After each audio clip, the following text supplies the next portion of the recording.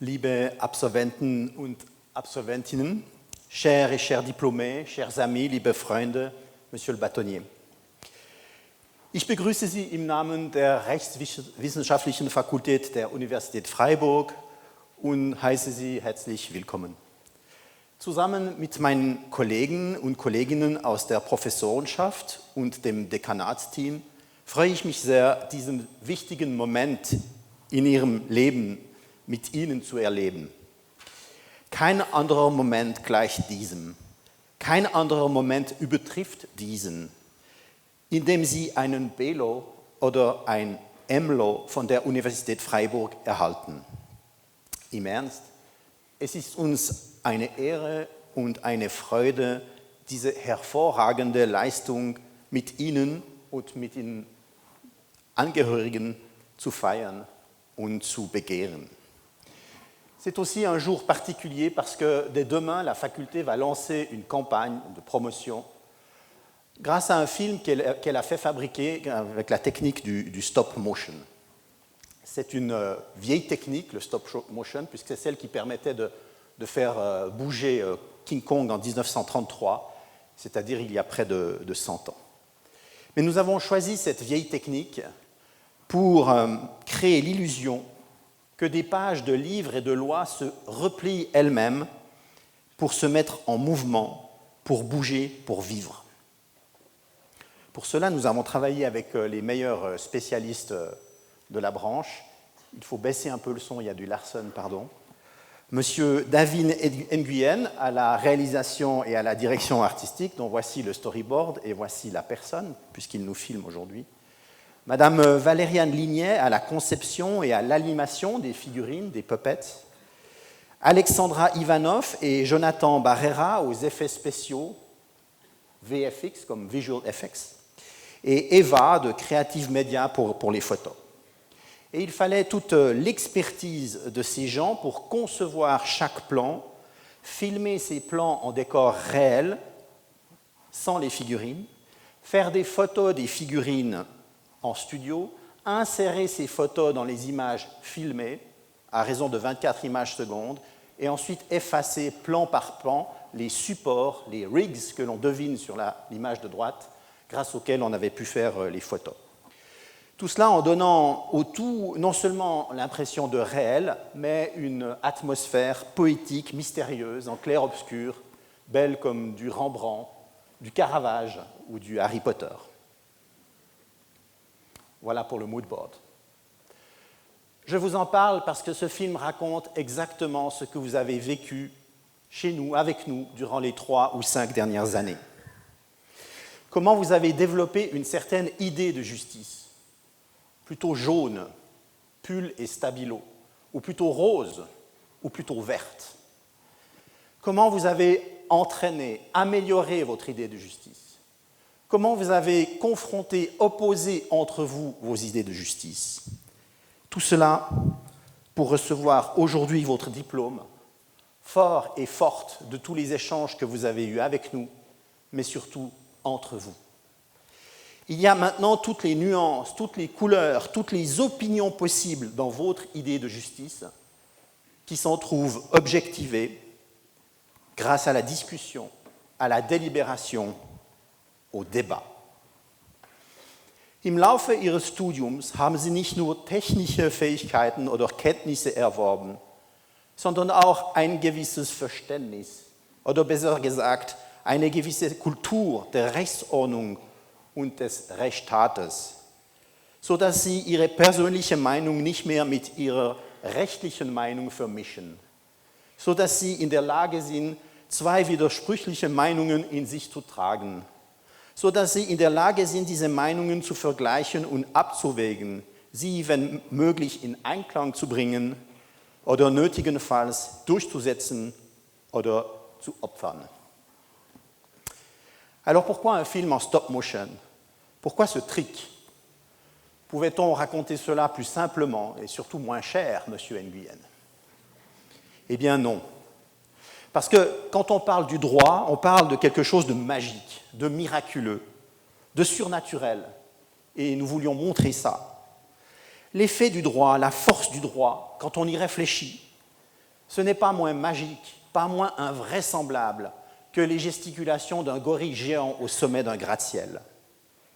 Le droit, c'est en effet que des paroles, mais des paroles qui déploient un effet sur le monde extérieur, die Rechtswirkung, et qui ont la force de conformer le monde extérieur à leur sens, die Rechtskraft. Il fallait bien des VFX, Visual Effects, pour représenter ces AFX, Actual Effects. Comme son nom l'indique mal, un acte juridique, un Rechtsakt, ce n'est jamais en effet que des mots auxquels on reconnaît de produire le résultat que ces mots décrivent. Je dis j'accepte et le contrat existe.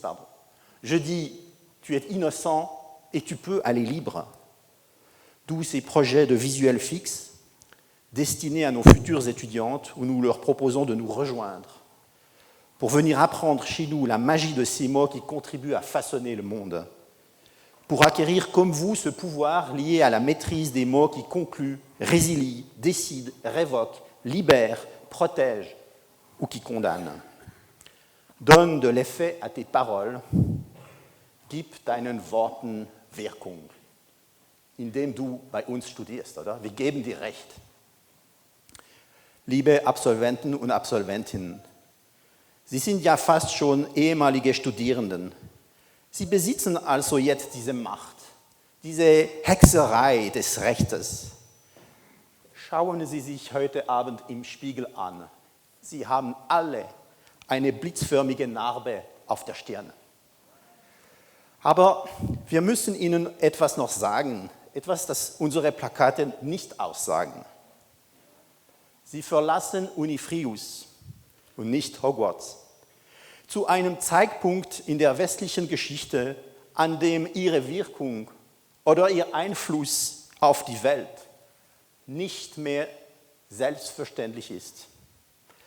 En tout cas, il faut craindre qu'à l'avenir, l'état de droit ne revête plus son caractère d'évidence, d'accord de base, d'alliance fondamentale, sur la base de laquelle, par-delà nos divergences politiques, selon un régime plus ou moins parlementaire ou présidentiel, de concordance ou d'alternance, nous pouvons œuvrer à une union plus parfaite.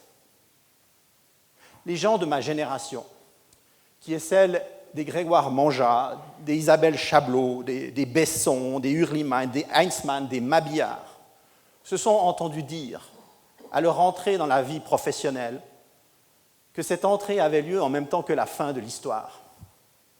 Le mur de Berlin venait de tomber, la mondialisation pouvait commencer, et avec elle, la prospérité et la liberté se répandre sans limite, en tout cas dans sa version occidentale. Seulement l'histoire ne s'est pas arrêtée, et elle a même méchamment accéléré. Cela tant pour des raisons politiques que technologiques, et les deux vont probablement de pair. Alors certes, le droit de l'état de droit n'a jamais étendu son empire à l'ensemble de la planète. Mais voilà que la force pure, la force du fait, la force brute, idéologique, économique, militaire, algorithmique, répugne de plus en plus, répugne comme jamais à se soumettre à la force du droit.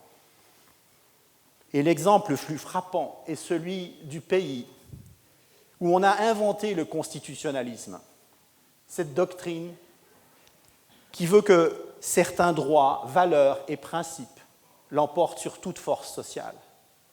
Du pays qui a inventé le constitutionnalisme judiciaire, cette organisation qui confie à des juges indépendants et impartiaux de donner à ces valeurs, principes et droits leur sens.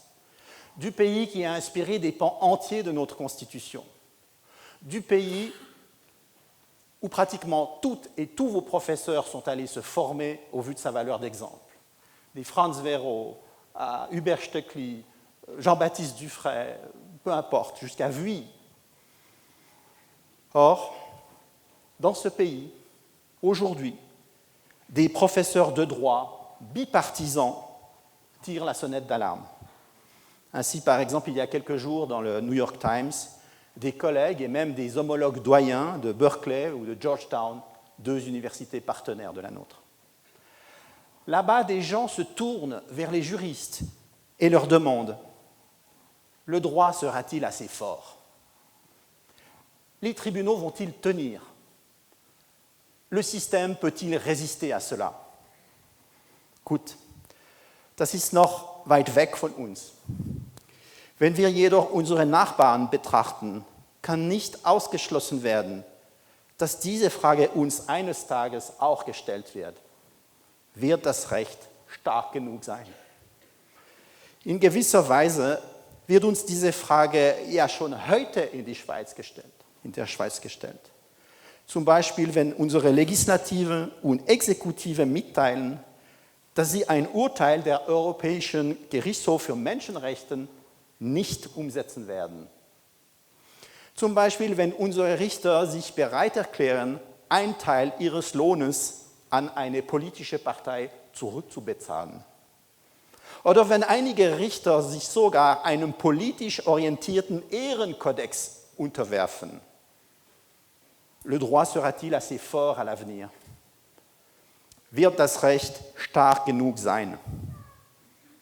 C'est à vous qu'il revient dès aujourd'hui de répondre à cette question. Diese Frage werden Sie ab heute beantworten müssen.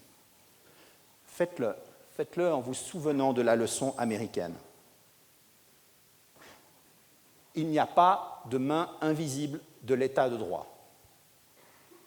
Nulle providence ne pourvoit en coulisses à notre destin, à notre salut politique.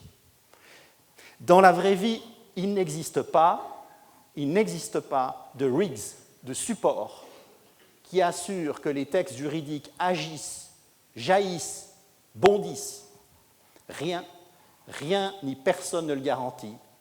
Personne d'autre que vous autres, juristes, à qui il revient désormais de représenter et de défendre le droit tout entier, le droit en tant que tel, et pas seulement des causes, des parties, des clients ou des employeurs. Sich zu fragen, ob das Recht stark genug sein wird, bedeutet eigentlich, sich zu fragen, ob die Menschen, die die Aufgaben haben, das Recht zu kennen, das Recht zu vertreten, ob also die Juristen stark genug sein werden.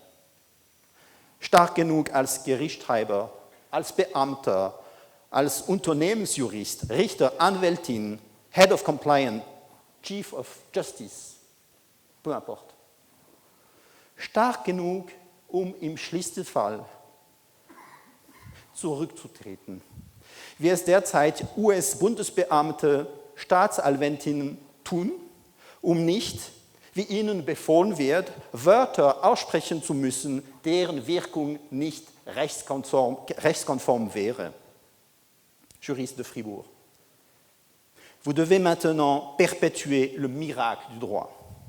Es liegt jetzt an Ihnen, dass Sie das Wunder des Rechtes, des Rechtes weitergeht. Que la force soit avec vous.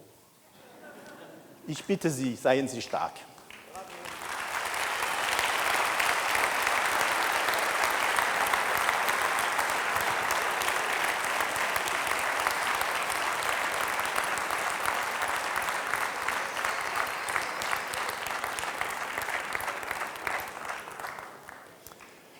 Et à propos de force, et à propos de juristes, et à propos de gens qui luttent pied à pied chaque jour, nous avons maintenant le plaisir de donner la parole à Maître Grégoire Manjat.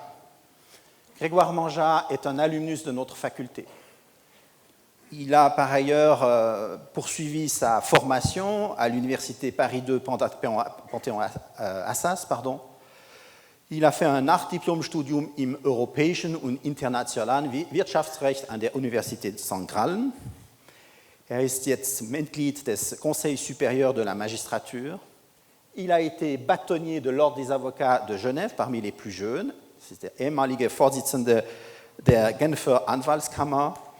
Und seine Haupttätigkeitsbereiche sind Wirtschaftskriminalität, Rechtshilfe in Strafsachen, Compliance zur Korruptionsbekämpfung und zur Einhaltung der Menschenrechte. Nous avons un immense honneur, un immense plaisir de lui céder la parole. Merci Grégoire.